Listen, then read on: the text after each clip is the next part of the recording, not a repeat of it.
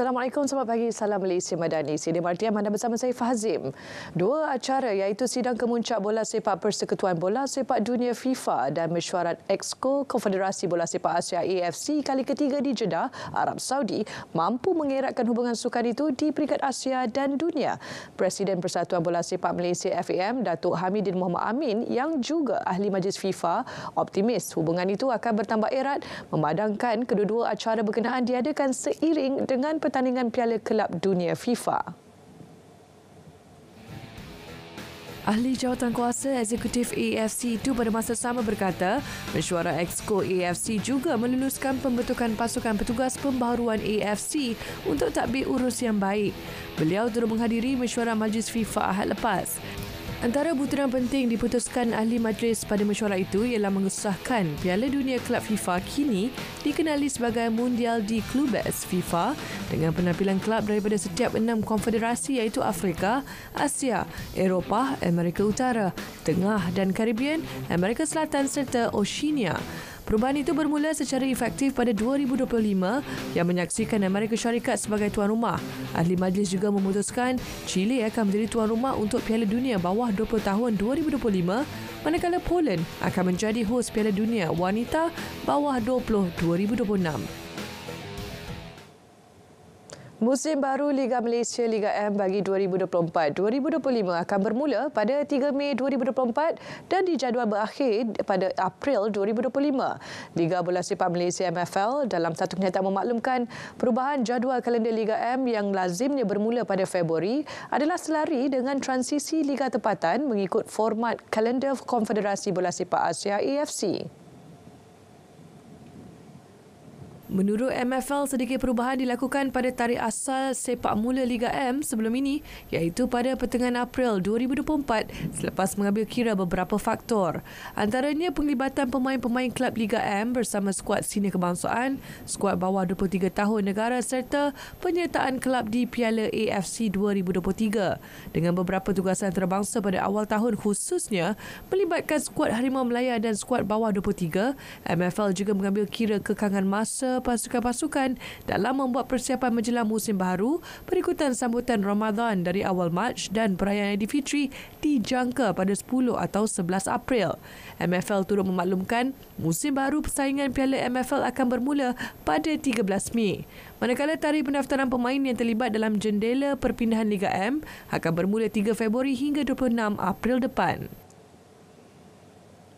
Menjelang Sukan Paralimpik Paris 2024, skuad memanah para negara memburu satu lagi tiket menerusi acara kompang berpasukan di kejohanan memanah para dunia faza ke-8 di Dubai, Emirat Arab Bersatu UAE pada Mac depan. Setiausaha Kehormat Persatuan Memanah Kebangsaan Malaysia, Muhammad Zul Izzi Abdul Manaf berkata, pihaknya berharap skuad kompang lelaki mampu untuk melayakkan diri ke Paris 2024. Kita bersasarkan satu lagi kelayakan, satu atau dua slot lagi kelayakan dalam acara kompamen. Cuma kita nak slot tu supaya kita boleh dapat bersaing dalam acara tim juga mix team di Paris bagi acara kompang lah. Antara senarai awal yang akan membuat penampilan ke faza Dubai ialah Nur Janatun Abdul Jalil, Wiro Julin dan G. Danishan dalam acara kompang manakala S. Suresh dan Nur Faizah Hamzah bagi acara recurve. Sebelum ini, dua pemanah negara, S. Suresh dan Nur Janatun telah mengesahkan tiket ke Paralimpik Paris selepas tampil cemerlang dalam kejohanan memanah para kelayakan benua Asia di Bangkok, Thailand pada bulan lalu. Dalam pada itu, kejohanan badminton para dunia 2024, Pattaya Thailand menjadi peluang terakhir buat pemain perserangan SU5 kecacatan fizikal Muhammad Faris Anwar untuk melayakkan diri ke Sukan Paralimpik Paris 2024.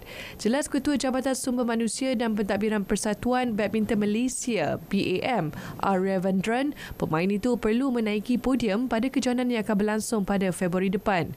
Jelas Ravindran lagi, senarai akhir pemain yang layak hanya akan diketahui pada April tahun depan. Jadi untuk Olimpik yang kita pasti ialah Lake Howe lah, tapi kita masih akan memantau prestasi Faris Anwar supaya daripada World Champ tu, daripada situ kita boleh tahu pencapaian dia sama ada sudah mencapai ranking yang sepatutnya, dan kemudian kita akan dari pihak BM akan buat permohonan, daripada MSN pun akan buat permohonan untuk masuk sebagai wildcard lah.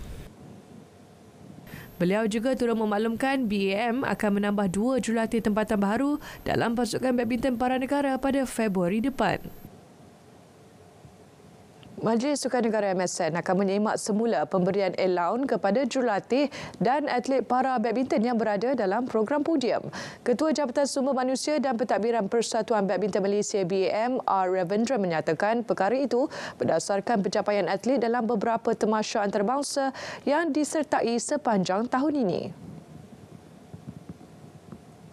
Beliau turut memaklumkan antara tamasya yang diambil kira ialah Sukan Para ASEAN 2023 di Kemboja pada Jun dan Sukan Para Asia 2022 di Hangzhou, China Oktober lepas. Detail tu tak ada pada saya buat masa ni, jadi ada pada MSN, jadi mereka akan bincangkan untuk menyelaraskan semua sekali lah. Sebab ada banyak kategori, jadi kategori yang berkaitan dengan pencapaian mereka untuk pertandingan yang lepas diambil kira lah. Beliau memaklumkan perkara itu selepas mesyuarat JKK Sukan di MSN.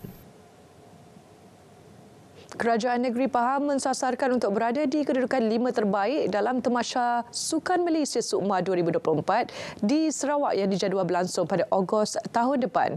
Exco Negeri Fazli Muhammad Kamal berkata, sasaran itu dilihat realistik memandangkan beberapa inisiatif telah dilaksanakan. Antara inisiatif tersebut adalah kenaikan allowance latihan atlet, kenaikan gaji jurulatih dan penubuhan tabung pembangunan sukan Majlis Sukan Pahang. Bila kita letak KPI, maknanya kita letak sasaran untuk sukan-sukan tertentu.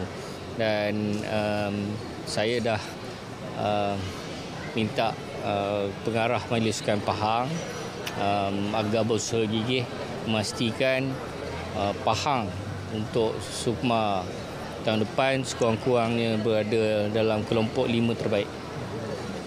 Itu cabaran saya kepada beliau dan saya rasa kita boleh laksanakan. Kerajaan negeri juga telah meluluskan peruntukan tambahan RM2 juta dalam belanjawan 2024 bagi usaha memperkasakan program latihan dan persediaan atlet. Beliau berkata demikian selepas menyempurnakan Majlis Penyampaian Insentif Pahang Pride Athlete. Pada majlis itu, kerajaan negeri telah menyampaikan peruntukan RM300,000 dalam bentuk insentif kepada 1,000 atlet Pahang membabitkan sumbangan one-off RM300 seorang. Mahkamah Keadilan Eropah memutuskan Badan Induk Bola Sepak Eropah UEFA dan Persekutuan Bola Sepak Persatuan Antarabangsa FIFA melanggar Undang-Undang Kesatuan Eropah EU dengan menghalang pembentukan Liga Super Eropah ESL. Mahkamah Tertinggi EU berkata FIFA dan UEFA menyalahgunakan kedudukan dominan mereka dengan melarang kelab bersaing dalam ESL. Grand Chamber Mahkamah Keadilan membuat keputusan berkenaan berdasarkan artikel perkara 102. Perkara itu menyebabkan pasukan Real Madrid, Barcelona dan Juventus serta 9 kelab utama Eropah lain telah menarik diri daripada Liga Super Eropah pada April 2021. Namun langkah untuk membentuk liga tertutup itu tidak berhasil selepas bantahan daripada peminat, kerajaan dan pemain. Ia memaksa Manchester United, Liverpool, Manchester City, Chelsea, Tottenham Hotspur, Arsenal, AC Milan, Inter Milan dan Atletico Madrid menarik diri. Sementara itu, UEFA memilih untuk menekankan bahagian yang berbeza daripada keputusan Penghakiman Mahkamah Keadilan Eropah ECJ menegaskan bahawa keputusan berkenaan tidak bermakna pengesahan atau mengesahkan kejohanan yang berbeza. Liga Perdana Inggeris EPL berkata ia terus menolak konsep Super League Eropah selepas penaja mengumumkan rancangan untuk kejohanan baru. Namun, reaksi berbeza daripada pengurusi kelab Real Madrid, Florentino Perez apabila beliau mengalu-alukan keputusan ECJ ICJ dengan menyatakan bahawa sukan kelab Eropah tidak lagi menjadi monopoli. Turut senada Presiden Barcelona, Joan Laporta yang berkata persaingan di Eropah akan lebih baik dengan lebih banyak sumber untuk kelab-kelab dan liga-liga kebangsaan akan lebih seimbang dan lebih kompetitif. Tetapi badan induk bola sepak Sepanyol La Liga mengutuk idea Liga Super sebagai model egois dan elit. Dari sungai ke segara, Palestin pasti merdeka. Sekian CDM RTM, saya Fazim. Salam Malaysia Madani. Salam sukan untuk semua.